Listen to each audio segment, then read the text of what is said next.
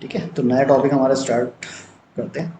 String जो कि है एक क्लास। स्ट्रिंग के बारे में हमें अभी तक ये पता है कि इट इज़ अ क्या है, नॉन प्रिमिटिव डेटा टाइप। क्या है?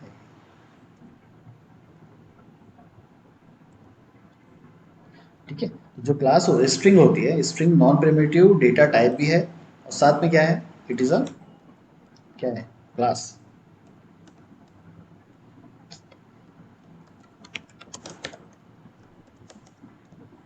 नॉन प्रिमिटिव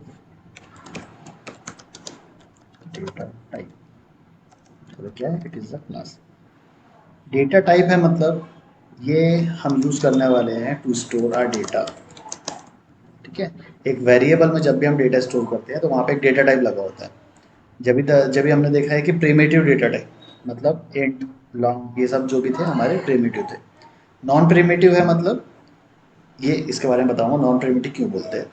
तो यहाँ पे देखोगे डेटा टाइप जब भी लिखा हुआ है इसका मतलब होता है ये कोई वेरिएबल के लिए यूज़ होता है और उस वेरिएबल में हम डेटा स्टोर कर सकते हैं।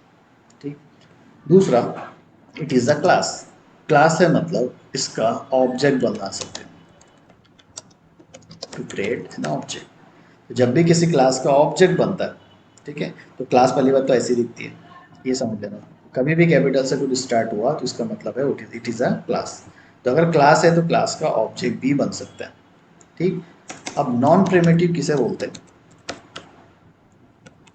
नॉन प्रिमिटिव मतलब ऐसा डेटा जो कि रिलेटेड है ऑब्जेक्ट से। ठीक है, ऐसा डेटा जो कि रिलेटेड है ऑब्जेक्ट के या फिर ऑब्जेक्ट बना सकते हैं जिससे जिससे ऑब्जेक्ट बना सकते हो या ऑब्जेक्ट से रिलेटेड अगर कोई डेटा होता है तो वो हम उसे बोलते हैं नॉन प्रिमिटिव। जैसे क्लास, क्लास का हम ऑब्जेक्ट बनाते हैं और क्लास के अंदर वैल्यू भी स्टोर करते हैं। ठीक है, इसी तरह आता है सिर्फ एरे। एरे पढ़ने वाले इसके बाद में, तो एरे भी क्या है, it is a non primitive data type जिसके अंदर हम डेटा स्टोर कर सकते हैं। और नॉन प्रिमिटिव है मतलब इसके क्लास भी होगी और क्लास का हम ऑब्जेक्ट भी बनाएंगे। ठीक है, तो नॉन प्रिमिटिव मतलब क्या हो जाएगा, रिलेटेड टू ऑब्जेक्ट या ऑब्जेक्ट क्रिएशन ऐसा बोल सकते हैं। ठीक है, जो भी डेटा हम यूज़ कर रहे हैं नॉन प्रिमिटिव के लिए वो रिलेटेड रहता है उसके ऑब्जेक्ट के। ठीक है, इतना क्लियर है अभी इसका मतलब क्या होता है नॉन प्रिमिटिव।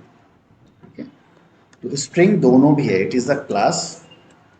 क्लास जब भी आएगा तो हम उसको क्या बना सकते हैं, ऑब्जेक्ट। दूसरा, it is a non primitive data type मतलब ये डेटा स्टोर करने के लिए भी यूज़ होता है। नॉन प्रिमिटिव क्यों बोल रहे हैं, क्योंकि it is a related to object. ठीक है, क्योंकि देखो यहाँ दिख ही रहा है स्ट्रिंग इज अ क्लास और क्लास से क्या बनाते हैं हम, ऑब्जेक्ट। तो इसीलिए ये नॉन प्रिमिटिव। ठीक है, क्योंकि जो हम डेटा यहाँ पे स्टोर करेंगे ना ये डायरेक्टली जहाँ जाके स्टोर होगा किसमें, ऑब्जेक्ट के अंदर। ठीक है, आगे ऐड कर देता हूँ, to store well data into object. ठीक है, तो इस पर एक चीज़ मुझे बताओ, प्रिमिटिव डेटा टाइप जब भी हम वैल्यू स्टोर कर रहे थे किसी वेरिएबल में वो कहाँ जाके स्टोर होती है?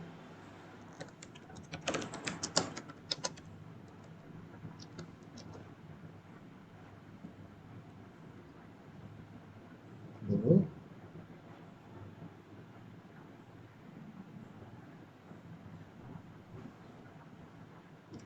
जिसे हम हीप मेमोरी बोलते हैं, याद है?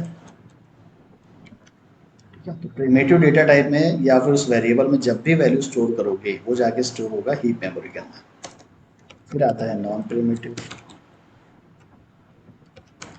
ठीक है, नॉन प्रिमिटिव जो डेटा टाइप रहेंगे या फिर नॉन प्रिमिटिव की जो वैल्यू हम स्टोर करने वाले हैं वो जाके स्टोर होगा ऑब्जेक्ट के अंदर। ठीक है, इसलिए इसको नॉन प्रिमिटिव और प्रिमिटिव में डिफ्रेंशिएट किया गया। जब भी प्रिमिटिव रहेंगे वो जाके डायरेक्टली स्टोर होंगे हीप मेमोरी के अंदर। नॉन प्रिमिटिव जो रहेंगे वो जाके स्टोर होंगे किसमें, ऑब्जेक्ट। ठीक है, तो जो क्लास है क्लास के अंदर जब सॉरी स्ट्रिंग जो है जब भी हम वैल्यू स्टोर कर रहे हैं कैसे स्टोर करते हैं, अगर स्ट्रिंग मैंने लिया ऐसे स्ट्रिंग S1 हेलो, ऐसे यूज़ करते हुए आए हम अभी तक। ठीक है, तो ये डायरेक्टली हीप मेमोरी में जाके स्टोर नहीं होगा। Reason, string is a class और क्लास के बाजू में जो होता है ये वेरिएबल, हम इसे क्या बोलते हैं, कोई भी बोल रहा है? ठीक है। स्ट्रिंग क्या है? क्लास, और क्लास के बाजू में जो वेरिएबल है उसे हम क्या बोलते हैं? It is a reference variable. और रेफरेंस वेरिएबल में हम क्या स्टोर करते हैं? हमेशा एड्रेस ऑफ ऑब्जेक्ट। ठीक है, लेकिन अभी ऑब्जेक्ट नहीं स्टोर कर रहे हैं, हम क्या कर रहे हैं डायरेक्टली यहाँ पे? वैल्यू। ठीक है। जब हम डायरेक्टली वैल्यू स्टोर करते हैं उसे हम बोलते हैं बाय लिटरल्स। ठीक है, बाय लिटरल्स, डायरेक्टली वैल्यू हम ऐसे स्टोर कर सकते हैं। दूसरा तरीका होता है, अगर ये क्लास है तो क्लास का हम ऑब्जेक्ट बना सकते हैं। s2 word to new string.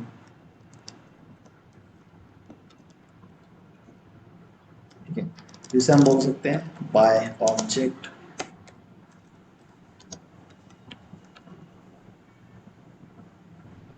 ठीक है, तो स्ट्रिंग s1 हेलो, यहाँ पे हम क्या कर रहे हैं? एक वैल्यू लिए है वर्ड या फिर स्ट्रिंग, वो डायरेक्टली स्टोर कर रहे हैं s1 के अंदर।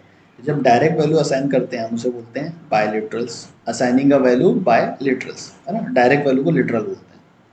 यहाँ पे देखोगे पहले हमने ऑब्जेक्ट बनाया, ऑब्जेक्ट के बाद इसका जो कंस्ट्रक्टर है क्लास का, उसके अंदर हमने वैल्यू पास किया। तो ये कौन सा कंस्ट्रक्टर हुआ? Argument constructor. ठीक है, तो जब भी स्ट्रिंग का ऑब्जेक्ट बनाते हो उसके कंस्ट्रक्टर में एक वैल्यू पास कर दो। कौन सी वैल्यू जाएगी? ये स्ट्रिंग वैल्यू। ठीक है, इतना क्लियर? तो दो तरीके से हम वैल्यू असाइन कर सकते हैं स्ट्रिंग के अंदर, एक डायरेक्टली जिसे हम बोलते हैं लिटरल, दूसरा बाय क्रिएटिंग ऑब्जेक्ट।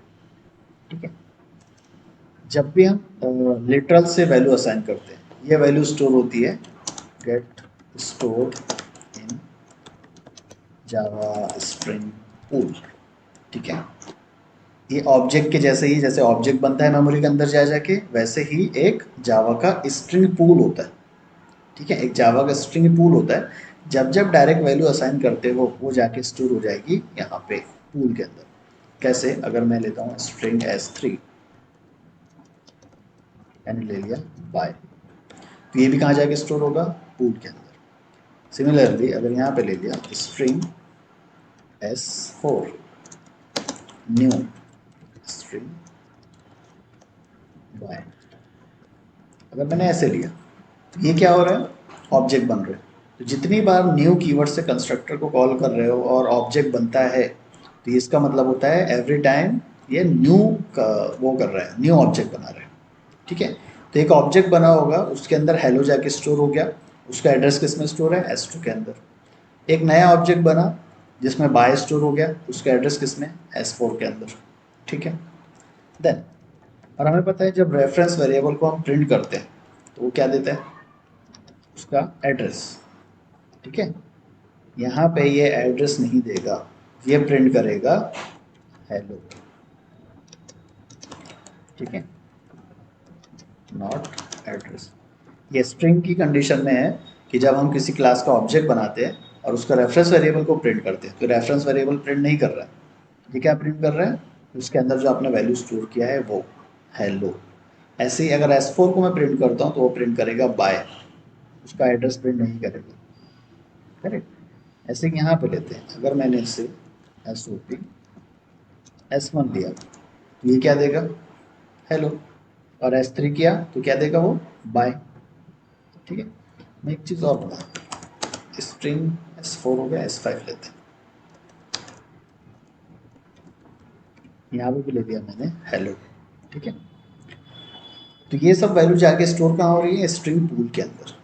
तो जब स्ट्रिंग पूल एक बनाते हैं ऐसे, ठीक है, अब यहाँ पे अगर मैंने कोई वैल्यू स्टोर किया s1 के अंदर तो वो जाके स्टोर होगी ऐसे पूल के अंदर जाएगी, यहाँ पे आएगा हेलो। ठीक है, दूसरी वैल्यू वैल्यू मैंने स्टोर किया बाय, वो भी जाके स्टोर होगी बाय। थर्ड वैल्यू स्टोर किया हेलो, ये जाके स्टोर नहीं होगी। क्यों नहीं होगी? स्ट्रिंग पूल के अंदर डुप्लीकेट वैल्यूज अलाउ नहीं है। एक बार मैंने अगर हेलो यहाँ पे स्टोर कर दिया, दोबारा हेलो स्टोर नहीं होगा। ठीक है, अगर दोबारा हेलो स्टोर नहीं हो रहा और अगर मैंने SOP में S5 किया तो ये मुझे देना चाहिए एरर, है ना? एरर क्यों देना चाहिए? क्योंकि हेलो तो वहाँ पे स्टोर हुआ ही नहीं है सेकंड वाला, बट ये प्रिंट कर देगा हेलो। ठीक है, अब आप बोलोगे स्टोर नहीं हुई वैल्यू फिर कैसे प्रिंट कर रहा है? वैल्यू स्टोर नहीं हो रही फिर कैसे प्रिंट कर रहा है? बेसिकली करता क्या है? जब एक बार हेलो यहाँ पे स्टोर है तो S5 क्या करेगा, पहले चेक करेगा इसने क्या स्टोर किया, हेलो। तो ये पूल में जाके देखेगा ऑलरेडी हेलो है क्या। अगर ऑलरेडी हेलो है तो ये दोबारा वैल्यू स्टोर नहीं करेगा और सीधा पॉइंट करेगा इसको। पॉइंट करना मतलब जैसे मैंने बताया ना, S2 एंड S4 ये क्या है, रेफरेंस वेरिएबल। और रेफरेंस वेरिएबल के अंदर क्या होते हैं, रेफरेंस होते हैं या एड्रेस होते हैं। तो बेसिकली यहाँ पे क्या हो रहा है, ये जो पूल है जावा स्ट्रिंग पूल, इसका भी एक एड्रेस होगा। मान लो ये एक तरीके का वो है, ऑब्जेक्ट है, ठीक है। तो जावा स्ट्रिंग पूल है, तो यहाँ ये इतना बड़ा पूल है। पूल के अंदर अगर जितनी भी वैल्यू डालोगे सबका एड्रेस भी सेम ही होगा। यही होगा ना, हेलो का एड्रेस भी सेम है, बाय का एड्रेस भी सेम रहेगा, ठीक है। तो जब यहाँ पे S1 को मैं प्रिंट कर रहा हूँ तो S1 क्या करेगा, इस जावा स्ट्रिंग पूल के एड्रेस पे जाएगा, वहाँ पे देखेगा हेलो है क्या, हेलो को प्रिंट कर देगा।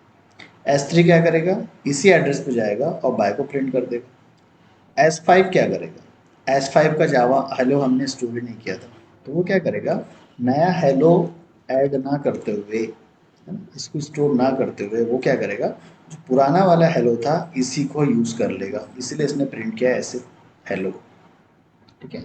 ये चीज़ याद रखना, जब भी लिटरल से वैल्यू असाइन करते हो वो जाके स्टोर किस में होता है, जावा स्ट्रिंग पूल के अंदर। इसके अंदर डुप्लीकेट वैल्यू स्टोर नहीं होती। तो जब अगर दोबारा वैल्यू असाइन कर रहे हो तो नई वैल्यू स्टोर नहीं करता, वो पुरानी वैल्यू को ही ट्रीट करेगा। क्लियर है यहाँ से, क्वेश्चन को तो बता। ओके, तो वो हो गया लिटरल का। अब देखते हैं जब डायरेक्ट इसमें ऑब्जेक्ट बना के जब हम वैल्यू स्टोर कर रहे हैं तो ये कैसे जाएगा। तो S2 एंड S4 दोनों के अंदर जो एड्रेस रहेगा वो सेम रहेगा या अलग रहेगा। चलो एक चीज़ और मैं बनाता हूँ, स्ट्रिंग स्ट्रिंग S6 बना देता हूँ। स्ट्रिंग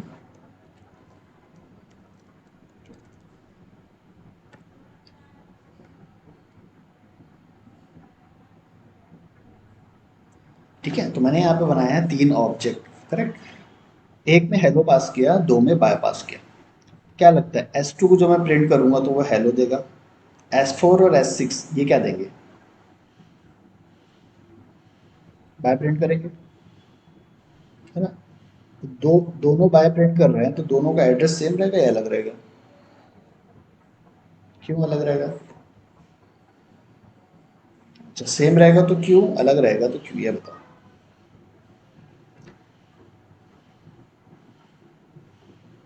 ये सिर्फ लिटरल में होता है, ये सिर्फ लिटरल में होता है। यहाँ ऑब्जेक्ट है, ये अलग है।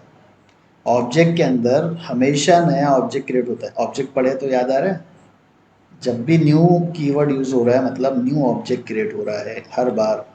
तो यहाँ पे 3 है तो 3 ऑब्जेक्ट क्रिएट होंगे,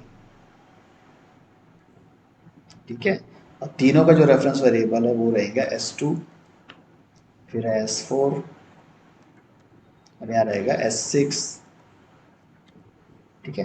तो हर बार जब भी न्यू कीवर्ड यूज कर रहे हो ऑब्जेक्ट क्रिएट करने के लिए मतलब हमेशा नया ऑब्जेक्ट क्रिएट होगा। अब आपने जो पहले S2 के अंदर हेलो दिया वो यहाँ पे स्टोर हेलो, दूसरा क्या किया बाय, तो जाके स्टोर यहाँ पे बाय, थर्ड फिर दिया बाय तो क्या गया यहाँ पे बाय। तो 3 अलग अलग जगह पे ऑब्जेक्ट बना, तीनों की अलग अलग वैल्यूज भी स्टोर हुई।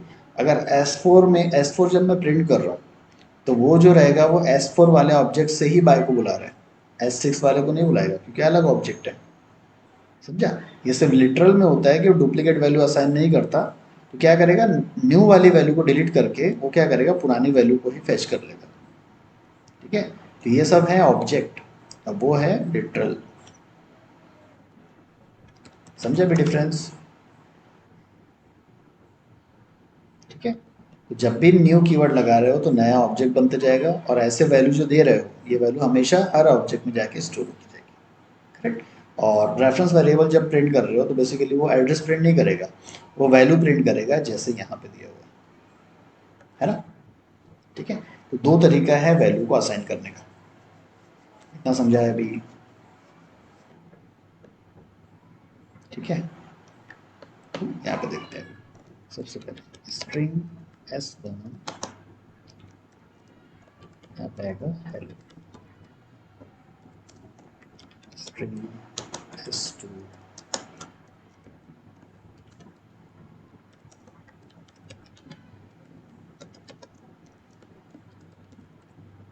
ठीक है, ये सारे आ गए लिटरल्स। नेक्स्ट हम बनाते हैं object, string s4 new string hello,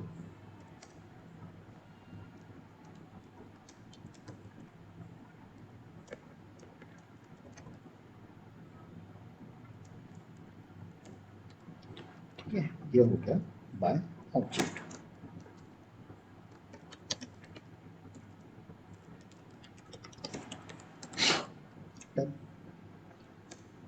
अब ये दोनों भी जाके कहाँ स्टोर हो जाएंगे, स्ट्रिंग पूल में, तीनों भी, तीनों में सॉरी दो ही होगा, जावा स्ट्रिंग पूल, है ना।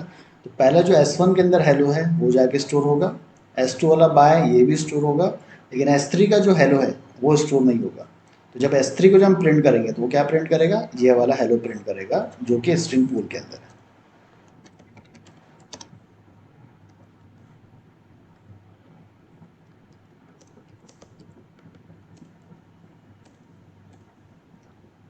ठीक, ऐसे ही यहाँ पे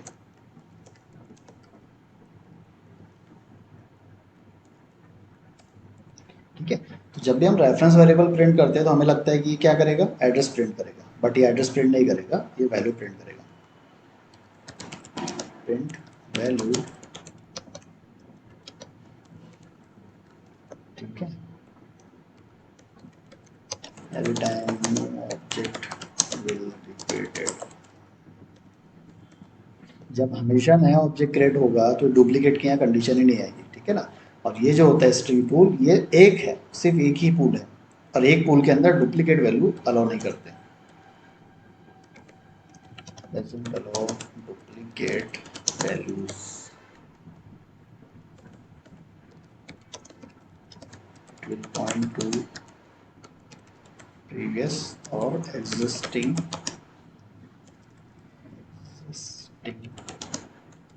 value, ठीक है, समझ जाएगा ये सब सेंटेंस।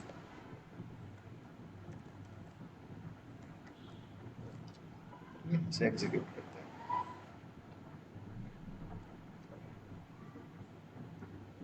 ठीक है। तो हेलो बाय हेलो, तो ये जो हेलो आ रहा है बेसिकली ये नया हेलो नहीं है, हमें दिख तो रहा है यहाँ पे स्टोर कर रहे हैं, लेकिन वो कौन सा हेलो है, ये पुराना वाला है ना, नया वैल्यू नहीं है। अगर इसको मैंने ऐसे किया, मैंने यहाँ कर दिया इसको स्मॉल से, मतलब अभी नया वैल्यू बन गया, नया वैल्यू बन गया मतलब जो पूल रहेगा, पूल में तीन वैल्यू रहेगी, कैपिटल एच वाला हेलो, स्मॉल वाला हेलो और बाय वाला हेलो, ठीक है। लेकिन अगर यहाँ पे जावा जैसे केस सेंसिटिव है, तो एक भी कैरेक्टर कम ज़्यादा दिखा तो वो अलग बोलेगा, लेकिन अगर एग्जैक्टली सेम है तो डुप्लीकेट बोलेगा उसे, ठीक है। और यहाँ पे क्या हो रहा है, तीन अलग अलग यहाँ पे ऑब्जेक्ट बने हैं, और तीन अलग ऑब्जेक्ट बनने की वजह से तीनों वैल्यू यहाँ पे एक्सेप्ट हो जाएगी, कोई भी रिजेक्ट नहीं होगी। नेक्स्ट, इसका मैं यहाँ से आर्गूमेंट हटा देता हूँ, ठीक है, ले लिया इसने।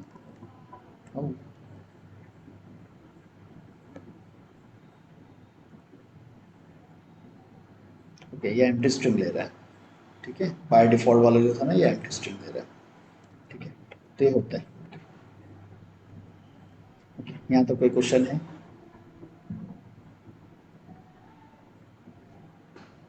नहीं, तो समझ गया। अभी सिर्फ ये टॉपिक इतना हुआ है कि दो तरीके से हम स्ट्रिंग वैल्यू स्टोर कर सकते हैं, ठीक है। अब स्ट्रिंग क्लास है तो क्लास के अंदर क्या होता है, उसके वेरिएबल्स होते हैं, उसके मेथड होते हैं, है ना। तो सबसे इंपॉर्टेंट टॉपिक है इसके आगे का स्ट्रिंग मेथड्स, ठीक है। ये तो हमें पता था कि ये कैसे यूज़ करना, और स्ट्रिंग का जब भी प्रोग्राम में यूज़ होगा तो हम बेसिकली ऐसे ही यूज़ करते हैं, ऐसे कभी नहीं करते, है ना, ऐसे ही डायरेक्टली करते हैं। तो ये जो डायरेक्टली कर रहे हैं हम, ये भी तो एक स्ट्रिंग पूल में जा रहा है, और इससे हम बोलते हैं एक ऑब्जेक्ट, इसे भी हम क्या बोलेंगे, it is a object, correct. और जब भी क्लास है तो क्लास के अंदर क्या होता है, मेथड होता है। तो स्ट्रिंग के अंदर बहुत सारे मेथड हैं, अगर मेथड को बुलाना है तो मैं कैसे बुलाऊंगा यहाँ पे, अगर स्टैटिक होते तो क्लास के नेम से, और नॉन स्टैटिक है तो ऑब्जेक्ट के थ्रू। ठीक है, यहाँ पे हमें दिख रहा है कि 3 ऑब्जेक्ट बने हैं और यहाँ पे क्या लग रहा है, ऑब्जेक्ट नहीं बना है, ये लग रहा है ना। यहाँ पे न्यू कीवर्ड से हम क्या कर रहे हैं, कंस्ट्रक्टर कॉल किए मतलब ऑब्जेक्ट बना है, और यहाँ पे डायरेक्ट लिटरल वैल्यू असाइन कर रहे हैं, इसका मतलब हम ऑब्जेक्ट क्या कर रहे हैं, नहीं बना रहे। बट ये जाके कहाँ स्टोर है, स्ट्रिंग पूल के अंदर, जो कि खुद एक ऑब्जेक्ट है। इसका इसको ये ऐसा बोल सकते हो, लिटरल से अगर आप बना रहे हो तो यहाँ पे आप क्या कर रहे हो, एक ऑब्जेक्ट बना रहे हो, लेकिन उस ऑब्जेक्ट के लिए तीनों भी रेफरेंस वेरिएबल में एड्रेस क्या रहेगा, सेम, क्योंकि सारी वैल्यू कहाँ जाके स्टोर है, इस पूल वाले ऑब्जेक्ट में स्टोर है, रेदर देन एक नया ऑब्जेक्ट क्रिएट हो रहा है। तो नया ऑब्जेक्ट क्रिएट नहीं हो रहा है यहाँ पे, जब भी हम ऐसे वैल्यू असाइन कर रहे हैं तो सारी वैल्यू जाके स्टोर हो जाएगी स्ट्रिंग पूल वाले ऑब्जेक्ट के अंदर। ठीक है, तो यहाँ पे हमने मान लो ऑब्जेक्ट बना दिया है, और ऑब्जेक्ट बना के जब उसके रेफरेंस वेरिएबल से मेथड को कॉल करेंगे तो ऐसे कर सकते हो, S1 डॉट, जैसे मैं S1 डॉट करता हूँ तो यहाँ पे देखो इतने सारे मेथड अवेलेबल है ना, बहुत सारे मेथड है यहाँ पे। तो ऐसा नहीं कि सारे ही यूज़ होते हैं, लेकिन मोस्टली हमारे यूज़ होंगे यहाँ पे। ठीक है, बहुत सारे मेथड है। ठीक है, तो क्लियर है यहाँ पे चीज़ें। अगर ये वाला करते हो S4, तो उससे भी बुला सकते हो S4 डॉट, यहाँ पे भी मेथड आ रहा है, तो दोनों भी सिमिलर काम कर रहे हैं, S1 करो या S4 करो, इसका मतलब यही है, ये क्लास है तो इसका भी ऑब्जेक्ट बनता है, ये क्लास है तो इसका भी ऑब्जेक्ट बनता ही है। डिफरेंस बस यही है कि ये हमेशा न्यू कीवर्ड यूज़ कर रहा है, मतलब न्यू ऑब्जेक्ट बनाएगा, और ये सारे कौन से ऑब्जेक्ट में जाएंगे, एक सिंगल ऑब्जेक्ट में जाएंगे। तो S1 S2 और S3, अगर मैं एज्यूम करता हूँ यहाँ पे कौन सी वैल्यू स्टोर हो रही है, या फिर इसका एड्रेस क्या है ना, कौन सा ऑब्जेक्ट का है, तो तीनों में एड्रेस क्या रहेंगे, एग्जैक्टली सेम, क्योंकि किसको पॉइंट कर रहे हैं लोग, स्ट्रिंग पूल वाले ऑब्जेक्ट को। S4 S5 S6 ये किसको पॉइंट कर रहे हैं, ये पॉइंट कर रहे हैं सारे एक डिफरेंट डिफरेंट ऑब्जेक्ट को। तो different object different address, same object same address. ठीक है, इतना क्लियर। अब इसके मेथड कॉल करना है तो S1 डॉट, ये बहुत सारे मेथड यहाँ पे हमारे कॉल हो जाएंगे। ठीक है, इतना क्लियर। अब मेथड का यूज़ हम क्यों करते हैं, ठीक है ना। तो जावा की प्रोग्रामिंग रहे या कोई भी प्रोग्रामिंग रहे, हम बहुत सारे, जैसे अभी तक हमने देखा कैलकुलेशन किया, कैलकुलेशन के साथ हम बहुत सारी चीज़ें कंपेयर भी कर रहे थे, है ना, 10 इक्वल टू 10, और hello equal to greater than less than, comparison कर रहे हैं यहाँ पे। ठीक है, तो जब प्रोग्रामिंग हम करते हैं तो मोस्टली हम, कई बार होता है कि नंबर को कंपेयर करते हैं, कई बार हम स्ट्रिंग को कंपेयर करते हैं। ठीक है, तो ये तो सिर्फ एक मैंने बताया कि तरीका सिर्फ कंपेयर करने का, ऐसे ही बहुत सारे एक्शन होते हैं हमारे पास। जब हम ऑटोमेशन सीखेंगे, ऑटोमेशन पढ़ेंगे, तो उसके अंदर हमको समझ में आएगा हम कौन कौन से एक्शन परफॉर्म कर सकते हैं। ठीक है, उनमें से एक है कंपेयर करना। ठीक है, तो जब वैल्यूज को कंपेयर किया जाता है तो हमारे पास अलग अलग चीज़ें, equal to operator, greater than less than, ये भी हमने पढ़ा। ठीक है, इसी तरह स्ट्रिंग के अंदर बहुत सारे मेथड है जो कि कंपेयर के लिए भी यूज़ होंगे और दूसरे रीज़न की वजह से भी यूज़ होंगे। बहुत इंपॉर्टेंट टॉपिक है स्ट्रिंग के, क्योंकि ये हर जावा के प्रोग्राम में, मतलब मोस्टली जावा के प्रोग्राम में यूज़ होता है, इंटरव्यू के प्रोग्राम है उसमें भी यूज़ होंगे। ठीक है, ऑटोमेशन पढ़ोगे तब भी यूज़ होंगे। तो ये अच्छा खासा इंपॉर्टेंट टॉपिक है और बहुत इंटरेस्टिंग है सीखने के लिए। ठीक है, तो सबसे पहले इससे पहले क्वेश्चन जो दिया था वैभव जो बोल रहा है, हम वैल्यू को कंपेयर करते थे, तो कंपेयर करने के लिए हमने इक्वल टू पढ़ा था ये, है ना। तो इक्वल टू ऑपरेटर ये किस लिए यूज़ होता है, ये प्रिमिटिव वैल्यूज़ को वो करने के लिए, कंपेयर करने के लिए, या फिर स्ट्रिंग वैल्यूज़ को। तो अगर मैंने ऐसे लिया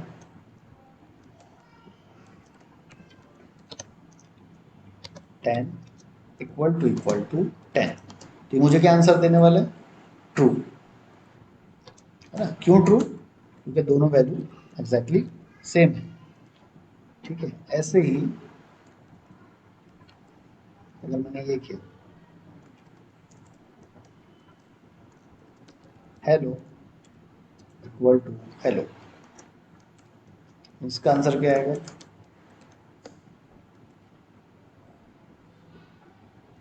तो हेलो आएगा कि ट्रू आएगा, ठीक है, ट्रू आएगा ना, क्योंकि दोनों वैल्यू कंपेयर करेगा तो क्या आएगा, ट्रू। ठीक है, अब यहाँ पे मैं करता हूँ ये वेरिएबल को कंपेयर, क्योंकि वेरिएबल के अंदर क्या स्टोर किया हमने, string s1 equal to s3, s1 में भी है हेलो, s3 में भी है हेलो, तो हेलो इक्वल टू हेलो, यही वाली कंडीशन बन गई। तो आंसर क्या आने वाला है, 2।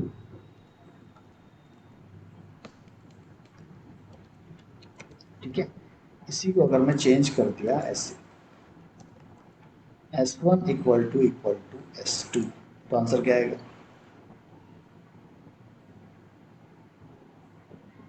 ऊपर देखो ना क्या आएगा, कैसे 2 आएगा भाई, s2 में बाय है इसलिए, करेक्ट, समझ गए इतना। एक चीज और,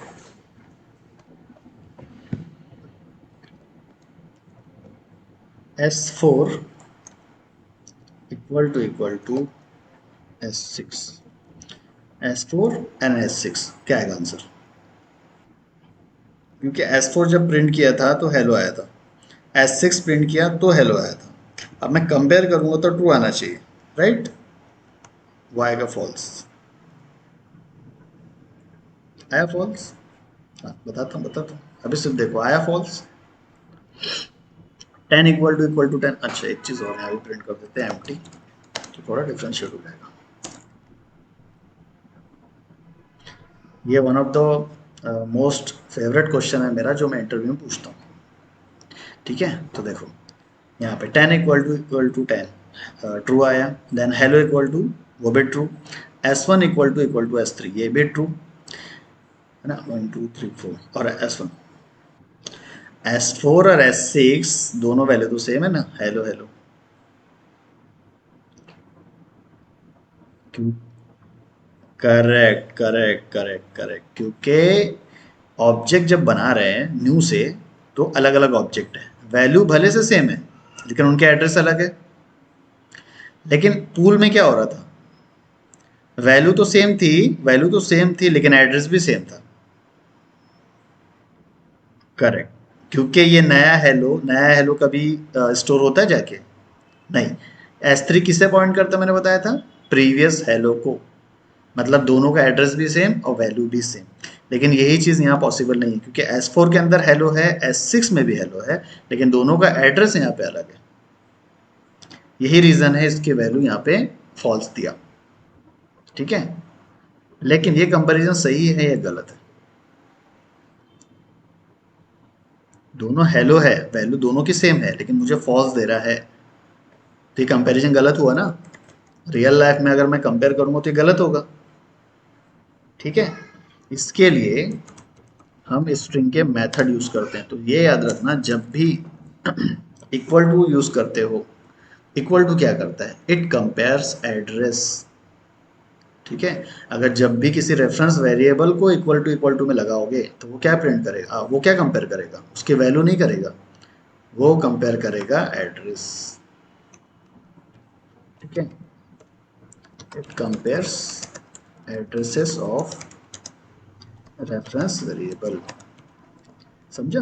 तो बेसिकली ये वैल्यू नहीं देख रहा था, ये क्या देख रहा था जाके, उनके एड्रेस, और S4 और S6 का एड्रेस अलग है। ऐसे ही यहाँ पे देखोगे S1 एंड S3 दोनों के एड्रेस क्या थे, सेम थे, है ना, यहाँ पे भी रेफरेंस वेरिएबल है दोनों S1 एंड S3, लेकिन दोनों के एड्रेस एग्जैक्टली सेम, इसलिए आंसर आया था मेरा ट्रू। S4 और S6 यहाँ पे दोनों के एड्रेस यहाँ पे डिफरेंस है, भले से वैल्यू सेम है लेकिन एड्रेस सेम है, तो जो इक्वल टू होता है वो कंपेयर करता है एड्रेस, अगर रेफरेंस वेरिएबल देते हो तो, अगर डायरेक्ट वैल्यू देते हो तो वो तो वैल्यू कंपेयर कर लेगा, लेकिन रेफरेंस वेरिएबल देते हो तो वो क्या प्रिंट करेगा, क्या कंपेयर करेगा, रेफरेंस वेरिएबल, सॉरी उनका एड्रेस। अब समझे क्यों इसने फॉल्स दिया, क्लियर है सबको, ओके। ठीक है, मैं अब यहाँ पे ये तो एड्रेस कंपेयर किया था, लेकिन मैं क्या चाहता था, वैल्यू कंपेयर करें, तो ये कभी पॉसिबल ही नहीं हो पाएगा इक्वल टू के कंडीशन में, इसी के लिए ये फॉल्स है ना, फॉल्स है ना। S4 and S6 S4 and S6 दोनों के एड्रेस सेम रहेंगे या अलग रहेंगे? न्यू है ना, ये इसकी बात चल रही है ऑब्जेक्ट की, ये ऊपर वाला अलग था। अभी क्लियर है? अभी क्लियर? ठीक है। तो यहाँ पे ये एड्रेस कंपेयर कर रहा है, लेकिन हम क्या चाहते हैं, वैल्यू कंपेयर हो। तो वैल्यू कंपेयर अगर करना है तो स्ट्रिंग के खुद के मेथड है वो यूज़ करना पड़ेगा। तो स्ट्रिंग का मेथड है और मेथड को बुलाना है तो हम यूज़ करते हैं रेफरेंस वेरिएबल। तो हम पहले प्रिंट यूज़ कर लेते हैं। मैं बुलाता हूँ S4, है ना, S4 रेफरेंस वेरिएबल लेता हूँ, उसके अंदर से एक मेथड बुलाता हूँ डॉट EQ इक्वल्स। ठीक है, एक मेथड बुलाता हूँ मैं इक्वल्स, इसके अंदर देता हूँ S6। तो ये क्या करेगा, ये कंपेयर करेगा S4 की वैल्यू विथ S6। यहाँ पे दोनों एड्रेस कंपेयर नहीं करेंगे, ये क्या कंपेयर करेंगे, अरे यार कीबोर्ड में कुछ, ठीक है, इट कंपेयर्स वैल्यूज। ठीक है, अब देखना क्या आएगा, आ गया ट्रू। तो जो इक्वल इक्वल है वो क्या कंपेयर कर रहा था, उनके एड्रेस। इक्वल्स मेथड क्या करेगा, इन दोनों की वैल्यूज, है ना, ये एड्रेस और ये वैल्यूज। यही क्वेश्चन मैं हमेशा पूछता हूँ इंटरव्यू में, difference between equal equal and dot equals method. समझे? तो ये इतनी छोटी सी चीज रहती है लेकिन कंफ्यूज रहते हैं लोग। अभी क्लियर है यहाँ पे? एक चीज़ ये याद रखना, मैंने डायरेक्ट यहाँ पे हेलो दिया था तो ये कंपेयर कर रहा था वैल्यू, लेकिन जब रेफरेंस वेरिएबल दोगे तो ये क्या कंपेयर करेगा, उनके एड्रेस। यही रीज़न है ये स्ट्रिंग के लिए काम नहीं करता ठीक से, है ना, स्ट्रिंग के रेफरेंस वेरिएबल के लिए ठीक से काम नहीं करता। उसके लिए हम क्या यूज़ करने वाले हैं, ऐसे। ठीक है, बहुत अच्छे से प्रैक्टिस करना अगर कर रहे होगे तो। ठीक है, पता नहीं कर रहे लेकिन फिर भी बता रहा हूँ, अगर करते होंगे प्रैक्टिस तो इसके अच्छे से करना। एक मेथड की बात नहीं कर रहा, स्ट्रिंग के जितने मेथड है सबकी सब यूज़ होने वाले हैं। क्लियर है? यहाँ से S4 डॉट इक्वल्स अगर करोगे तो ये क्या करेगा, वैल्यू कंपेयर करेगा। ठीक है ना?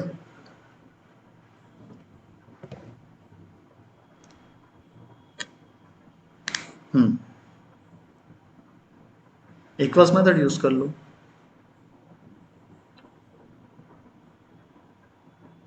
एड्रेस कंपेयर करके मतलब भी नहीं, क्योंकि वो तो अलग ही है, हमेशा हर ऑब्जेक्ट का अलग ही रहता है। हाँ, ठीक है ना। हाँ, क्योंकि ऑटोमेशन जब करेंगे तो वहाँ पे हमको ये सब यूज़ होगा। हमको कोई वैल्यू कंपेयर करना है, जैसे अगर कोई वेबसाइट है ना, जैसे अगर मैं गूगल में जाता हूँ, ये गूगल में, हाँ क्या बोल रहे हैं,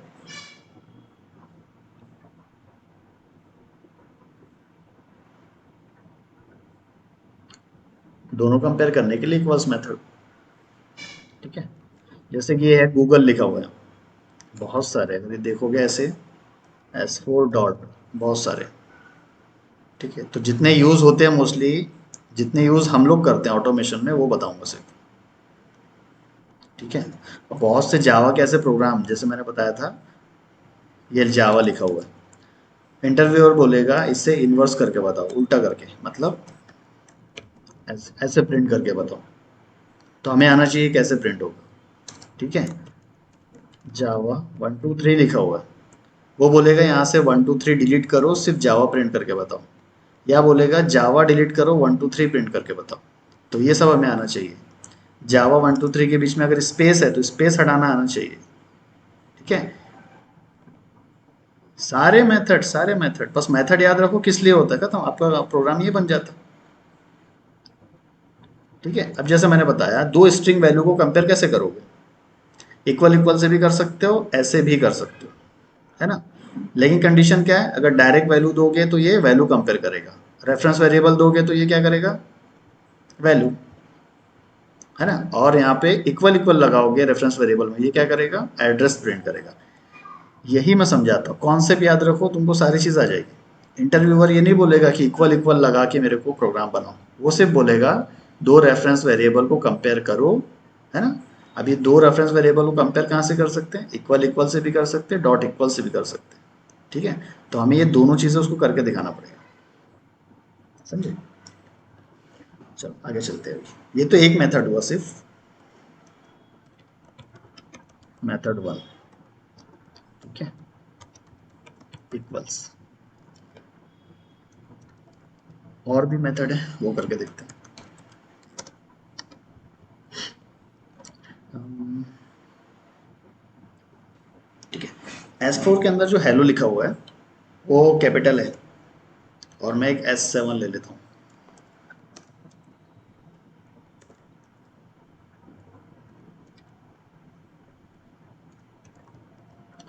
अब अगर मैं ऐसे यूज करता हूँ S4 और S7, क्या आएगा? रीजन क्यों बताओ? करेक्ट, क्योंकि पहला है H कैपिटल, यहाँ पे स्मॉल, है ना, इसलिए दे देगा फॉल्स, है ना। बट वर्ड तो दोनों हेलो ही है ना। ऐसी कंडीशन भी आती है ऑटोमेशन जब करते हैं ना, एक वर्ड कैपिटल से होता है, एक वर्ड स्मॉल से होता है। अगर तब भी मुझे कंपेयर करके बताना है कि हाँ हेलो ही है वो, है ना, वो कैपिटल से लिखे या स्मॉल से लिखे, दोनों की मीनिंग तो एक ही है, हेलो या बाय या कोई भी वर्ड हो सकता है। ऐसे टाइम पे अगर मुझे कुछ कंपेयर करना है तो ये तो फेल हो जा रहा है हमारा, है ना।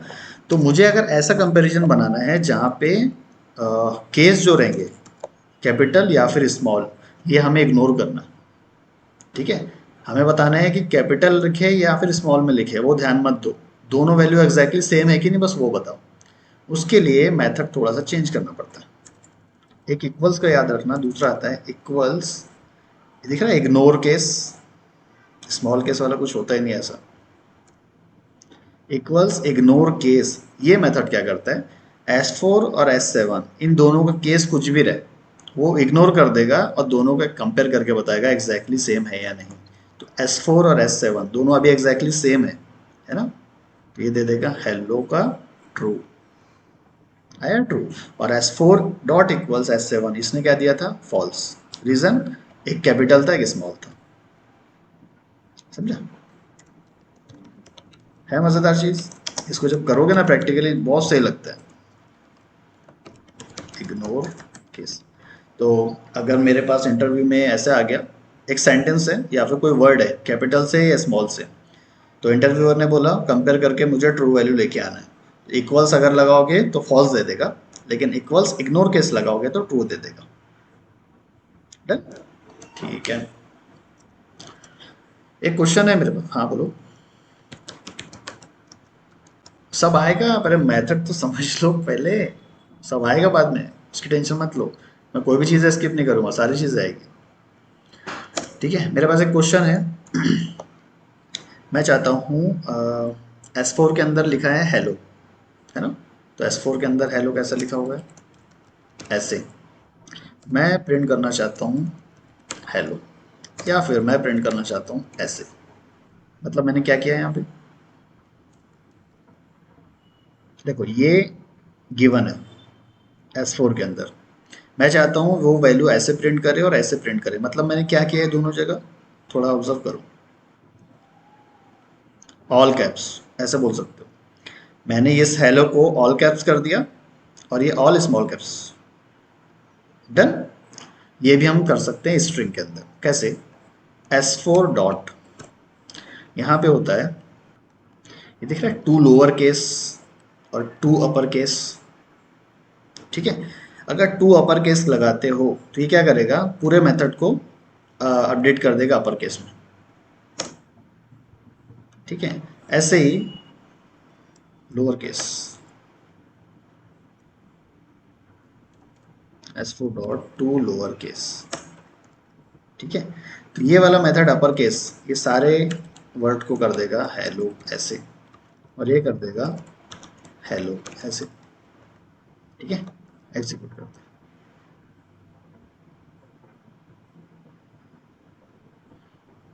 ओके। तो ये भी प्ले कर सकते हो अपने प्रोग्राम के साथ, कोई भी वर्ड को अगर कैपिटल स्मॉल करना है तो इसके अकॉर्डिंग कर सकते हो, समझ गया। To upper and to lower.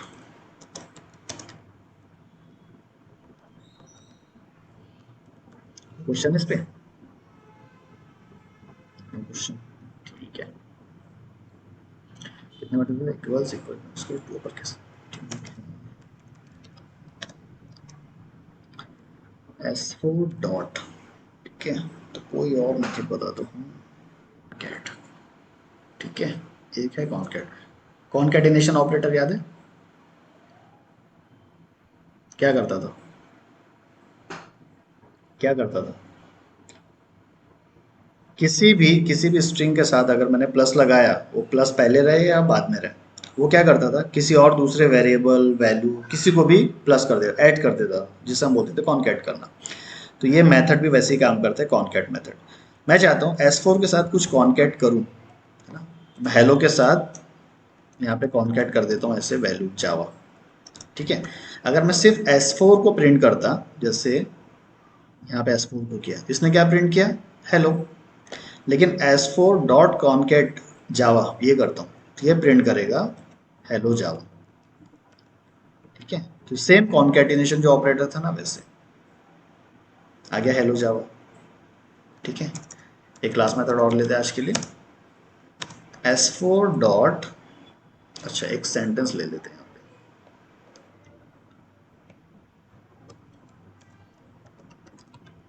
ये वाला। हाँ, यहाँ पे ऐसे ना, हाँ कर सकते हैं, स्ट्रिंग है, स्ट्रिंग में तो ले सकते हो, बिल्कुल ले सकते हैं। स्ट्रिंग S7 हुआ, S8 लेते हैं,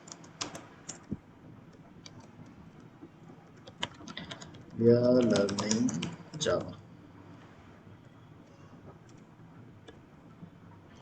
ठीक है, मेरे पास ये सेंटेंस दिया हुआ है, वी आर लर्निंग जावा। मैं चेक करना चाहता हूँ मेरे इस सेंटेंस में जावा प्रेजेंट है या नहीं। इसको अगर चेक करना है तो एक मेथड होता है S8 डॉट कंटेन्स, है ना।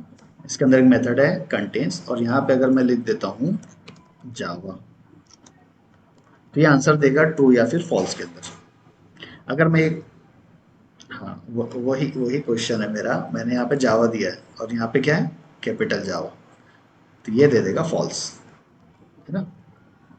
क्या सेंसिटिव, करेक्ट, आया फॉल्स। इसको दो तरीके से हैंडल कर सकते हो, या तो यहाँ पे ही जावा लिख दो, है ना, या फिर ये वाला आपका जावा जो है और ये वाला जावा है, ये जो सेंटेंस है इसको स्मॉल केस या उसमें कन्वर्ट कर दो, ऐसा कर सकते हो। ठीक है। तो बेसिकली अभी के लिए सिर्फ इतना ही कर सकते हैं, जावा। हम्म, हाँ हाँ। यहाँ पे मान लो ऐसा है, ये, हाँ, नहीं नहीं यहाँ नहीं करना पड़ेगा, इसके लिए पहले क्या करना पड़ेगा, देखो इसके लिए एक चीज़ ये कर सकते हैं, एसेट है, एसेट की पूरी वैल्यू को क्या कर दो, ऐसे S8 टू लोअर केस, ये कर दिया। इसको स्टोर कर दो किसी न्यू वेरिएबल में, मान लो S9, कर दिया। अब यहाँ पे हम ऐसा कर सकते हैं S9 डॉट कंटेन्स जावा, अब ये चल जाएगा। ऐसे करना पड़ता है, मतलब यहाँ पे ऐड नहीं कर सकते प्लस प्लस करके, इसको क्या करो लोअर केस बना दो, लोअर केस करके एक नया वेरिएबल में डाल दो, अभी आ जाएगा ट्रू, आ गया ट्रू, है ना। यही चीज़ अगर ऊपर रहती तो फॉल्स देता, S8, है ना। तो S8 कंटेन्स जावा, तो यहाँ पे जावा तो प्रेजेंट है लेकिन ये कैप्स में या स्मॉल में, तो ये फॉल्स देगा, आ गया फॉल्स, समझ गया। तो इस तरीके से हम जो स्ट्रिंग के मेथड्स है ना वो यूज़ करते हैं प्रोग्रामिंग के लिए, तो बहुत इंपॉर्टेंट है और बहुत मज़ा आता है इसको करने के लिए। ठीक है, तो आज के लिए इतने मेथड रखते हैं।